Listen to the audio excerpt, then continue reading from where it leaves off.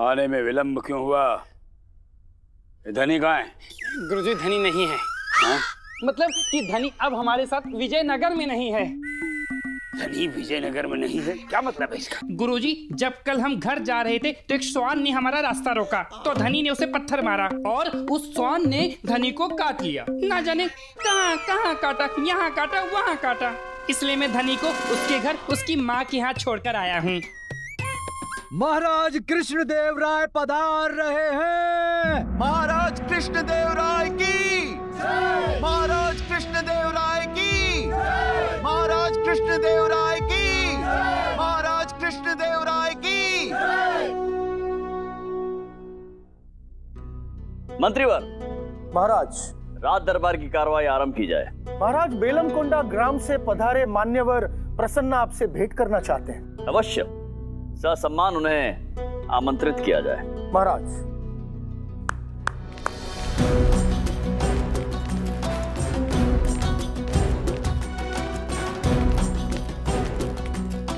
महाराज प्रणाम। प्रणाम महाराज। क्या समस्या है आपकी? महाराज मैं एक अत्यंत ही दरिद्र ब्राह्मण हूँ महाराज। इतना दरिद्र कि दरिद्र भी मुझे दरिद्र बोलकर भिक्षा देकर चला जाता है। मंत्रीवर। महाराज। इन महोदय को राजकोष से धन दिया जाए। नहीं नहीं महाराज, धन मेरी समस्या नहीं है महाराज। तो आपकी समस्या क्या है? महाराज मेरी एक रूपवान गुणवान लज्जाशील पुत्री है सुप्रिया। आपकी पुत्री आपकी समस्या है? नहीं नहीं महाराज, पुत्री मेरी समस्या नहीं है, मुझे उसका विवाह करना है। निश्चिंत होकर करवाइए विवाह, निश्चिंत होकर करवाइए। इस विवाह की सारी व्यवस्था एवं व्यय राजकोष से दिया जाएगा। पुत्री का विवाह समस्या नहीं हो सकती। महाराज मैं एक अत्यंत दरिद्र ब्राह्मण हूँ महाराज। इतना दरिद्र कि दरिद्र भी दरिद्र कहकर मेरे हाथ में भिक्षा रखकर चला जाता है महाराज। परंतु मेरी पुत्री के विवाह में व्यय समस्या नहीं है महाराज। तो आपकी समस्या क्या है महोदय? महाराज मेरी समस्या है ये दो नवयुवक श्रीनाथ और प्रसाद। महाराज श्रीनाथ मेरी पुत्री के लिए उपयुक्त वर है। श्रीनाथ बलवान है, गुणवान है, लक्ष्यशील है और धनवान भी है। परंतु ये प्रसाद ना ही बलवान है, ना ही रूपवान है और ना ही धनवान है। मैं इस दुविधा में फंसा हूँ महाराज कि इन दोनों नवयुवकों में से मैं किसके साथ में अपनी पुत्री का विवाह करूं। इसका निर्णय तो आपकी पुत्री को लेना चाहिए और आपको तो ज्ञात होना चाहिए कि विजयनगर राज्य में कन्या की अनुमति के बिना उनका विवाह करना अपराध है। महाराज मैं अत्यंत ही दरिद्र ब्राह्मण हूँ। हाँ हाँ, पूरा राज दरबार जानता है कि आप दरिद्र हैं। इतने दरिद्र हैं कि दरिद्र भी आपको दरिद्र जान के भिक्षा दे जाते हैं। समस्या बताइए। महाराज समस्या ये है कि मेरी पुत्री ने कहा है कि जो भी महाराज निर्णय करेंगे वो उसी से विवाह करेगी।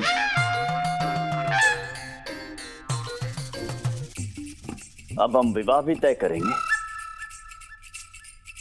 इन दोनों नवयुवकों में से आप किसी एक का चयन कर लीजिए ताकि मेरी पुत्री विवाह कर सके। महोदय निर्णय अत्यंत साधारण है। आप शांत रहिए, महाराज को निर्णय करने दीजिए। हम बताते हैं। आपकी पुत्री। क्षमा करिए आचार्य, मेरी पुत्री उसी से विवाह करेगी जो महाराज निर्णय करेंगे। आप कृपया मौन रहिए।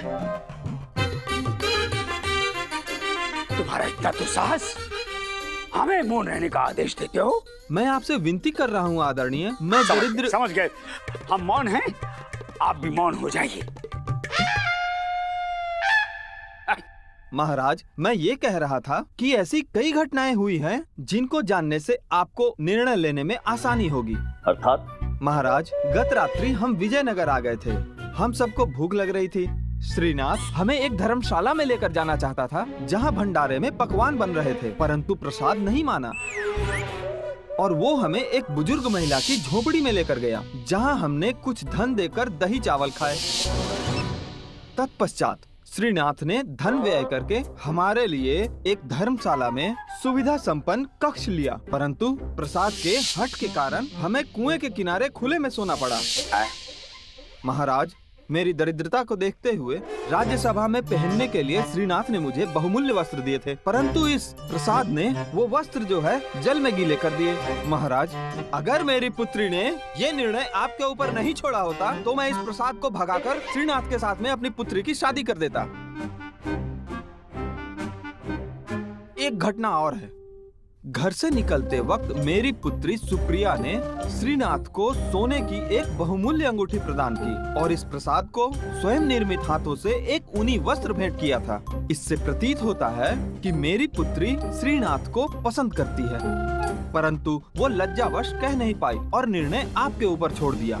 महाराज, मेरी आपसे विनती है कि सारे पक्षों को देखकर ही आप कोई निर्णय लीजिए।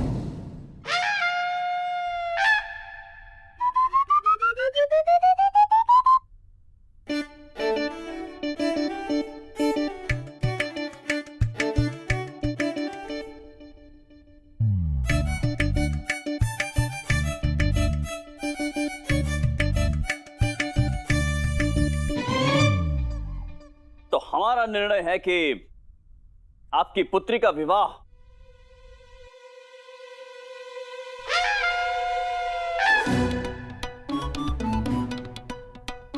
प्रसाद से होना चाहिए।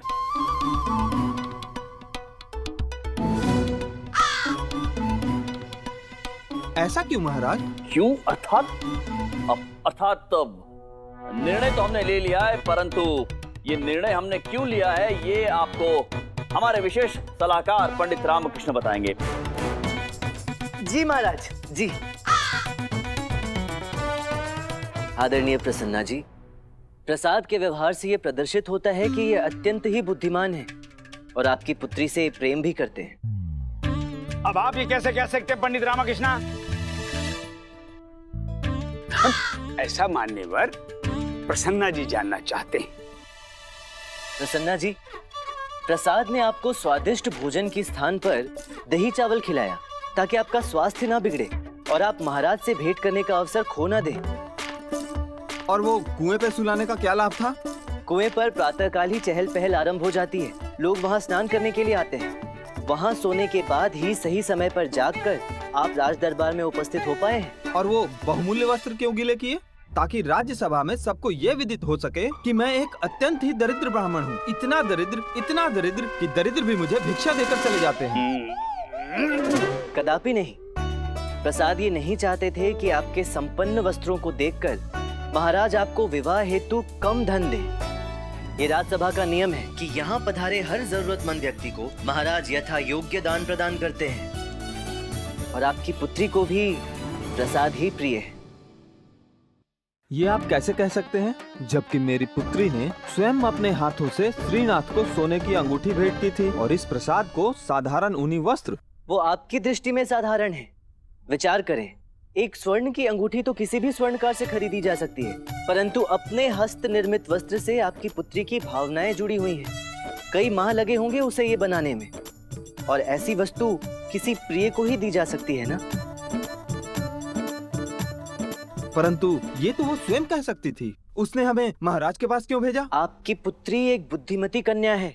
क्षमा करें, मैं आपका अपमान नहीं करना चाहता, परंतु वो जानती है कि आप एक दरिद्र ब्राह्मण हैं। इसीलिए वो अपने विवाह हेतु एक दरिद्र को चुनकर आपकी भावनाओं को ठेस नहीं पहुंचाना चाहती थी। इसलिए उन्होंने ये निर्णय महाराज पर छोड़ दिया। और मैं पूर्ण विश्वास से कह सकता हूं कि इस समय वो इसी दरबार में उपस्थित है। सुप्रिया जी, मैं जानता हूं आप इस समय यहीं इसी दरबार में उपस्थित हैं। कृपया सामने आए।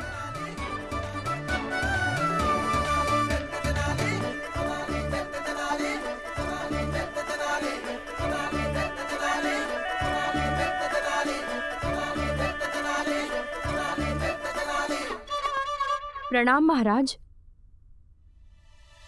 पंडित रामकृष्ण, आपको कैसे ज्ञात था कि सुप्रिया देवी यहीं राज दरबार में उपस्थित हैं?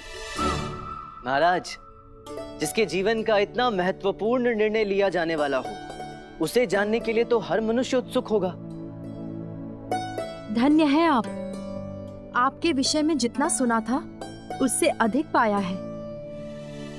आदरणीय पंडित रामकृष्ण, ये कहने में अतिशोक्ति नहीं होगी कि आपकी बुद्धिमता के समक्ष एक विशाल सेना भी पराजित हो जाए। अब ये कुछ अधिक कह गई हैं आप। आचार्य, हमें विश्वास है कि उचित समय आने पर आपके समक्ष हमारे कथन की सत्यता प्रमाणित हो जाएगी। महाराज, वर वधू को अपना आशीर्वाद प्रदान करें। अवश्य।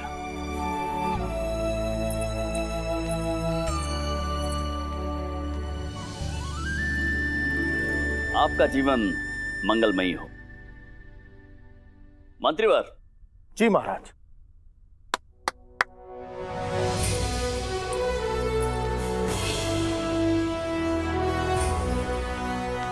ये हमारी ओर से एक छोटा सा उपहार। हम ये घोषणा करते हैं कि इस विवाह का संपूर्ण व्यय राजकोष वहन करेगा।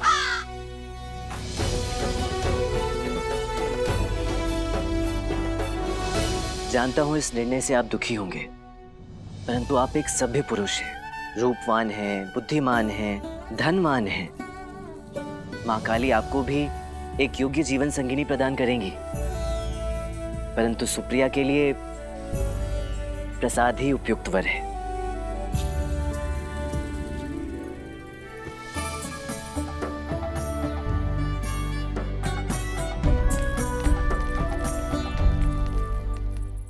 महाराज, हमारे विजयनगर के श्रेष्ठ पहलवान श्री केसरी वल्लभ एवं पहलवान धुआंधार दुर्जन के बीच मल्ल युद्ध का आयोजन होना है। ये धुआंधार दुर्जन कौन है? महाराज, पड़ोसी राज्य के पहलवान हैं।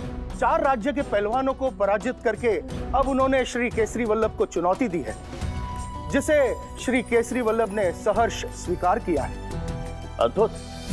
यही अपेक्षा थी हमें केसरी वल्लभ से, क्योंकि वे हमारे राज्य के गौरव है। महाराज, दोनों आपसे भेंट करना चाहते हैं। सहर्ष सुने, आमंत्रण दिया जाए। महाराज,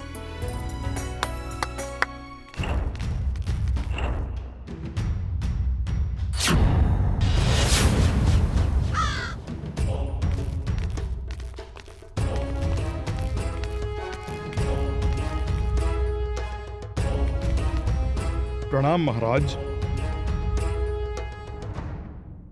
पहलवान धुआंधार दुर्जन कहाँ है?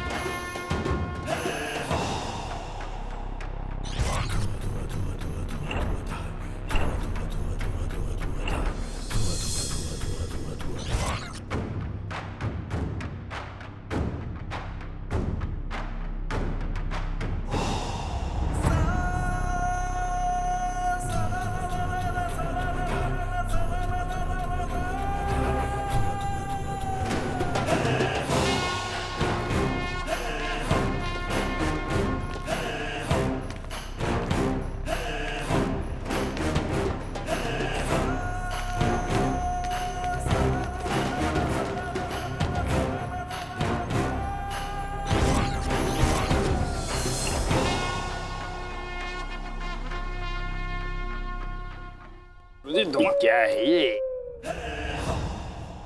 प्रणाम महाराज। ये धुआं क्यों किया गया है आपके आने पर? मैं जहां जाता हूं ये धुआं मेरे साथ रहता है। इस धुएं से मुझे शक्ति मिलती है। आपका विजयनगर राज्य में स्वागत है। आपने हमारे राज्य के पहलवान केसरी वल्लभ को चुनौती दी है। हाँ, इन्हें कीड़े की तरह मसल दूंगा।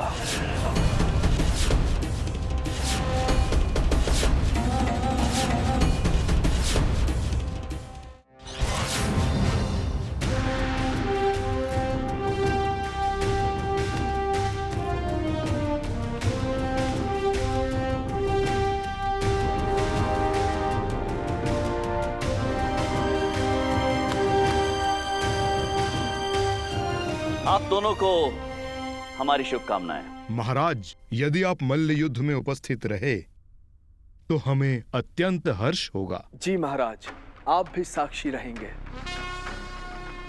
जब मैं इन्हें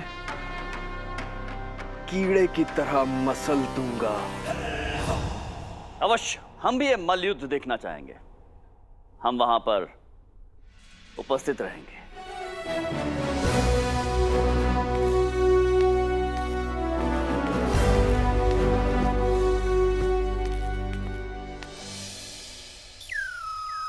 हाँ इनकी भुजाएं तो मेरी जांग से भी ज्यादा विशाल हैं, विशाल। हाँ, अरे अरे नहीं, मैं पहलवान हूँ, दर्शक हूँ, दर्शक हूँ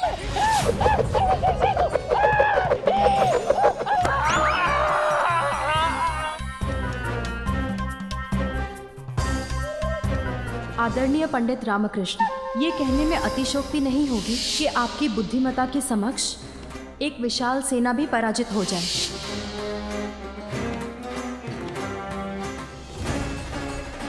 पंडित रामाकृष्णा, अब देखते हैं तुम्हें तुम्हारी बुद्धिमता कैसे बचाती है। हाय, कितना आनंददायक समय व्यतीत होने वाला है। हम प्रसन्न, अति प्रसन्न। सौदामिनी कहाँ हो? आओ ना। हे, तुम इस कक्ष में क्यों आए? मूर्ख, हम जानते हैं धनी नहीं है, तुम अकेले हो। अरे कुछ समय तो हमें अकेले व्यतीत करने दिया करो शांति से। सदैव खीर में मक्खी की तरह पड़े रहते हो।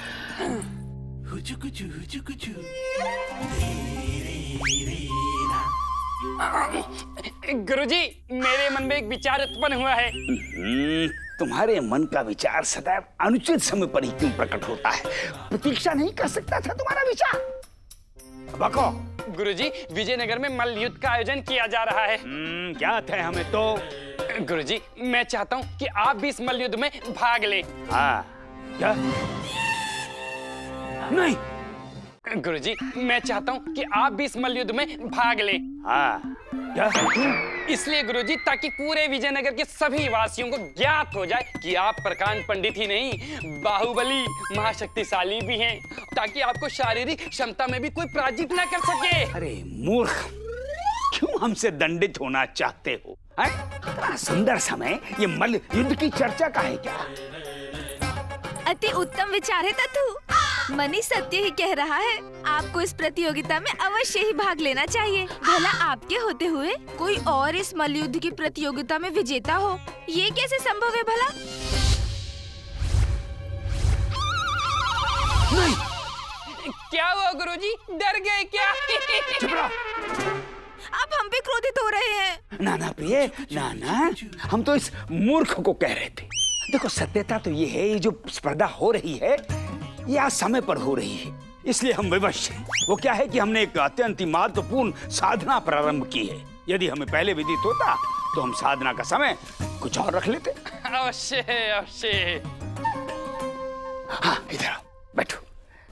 हम तुम्हें अपने मल्ल युद्ध का एक अद्भुत किस्सा सुनाते हैं। सुनाइए। तुमने चट्टान सिंह पहलवान का नाम सुना है? हाँ, सुना है। ये तो उचित नहीं है। तुमने मलखान सिंह पहलवान का नाम सुना है? नहीं सुना गुरुजी। नहीं। ये उचित है। मलखान सिंह पहलवान अपने काल का बहुत ही प्रसिद्ध और बलशाली पहलवान था। हाँ? उसने हमें चुनौती दी। हमने चुनौती स्वीकार की और उससे मल्ल युद्ध करने के लिए हम अखाड़े में कूद पड़े। हाँ। वो हमारे समक्ष, हम उसके समक्ष। वो हमें देखे, हम उसे देखें। हम आगे बढ़े, पीछे हटे। हम दाएं, वो बाएं, हम दाएं, वो बाएं। और तभी हम उसे पकड़कर दबोचने वाले थे कि हमें अचानक छींक आ गई। छींक। और जैसे ही छींकने के बाद हमने अपने नेत्र खोले, हाँ? तो मलखान सिंह पहलवान अदृश्य। कहाँ गया वो?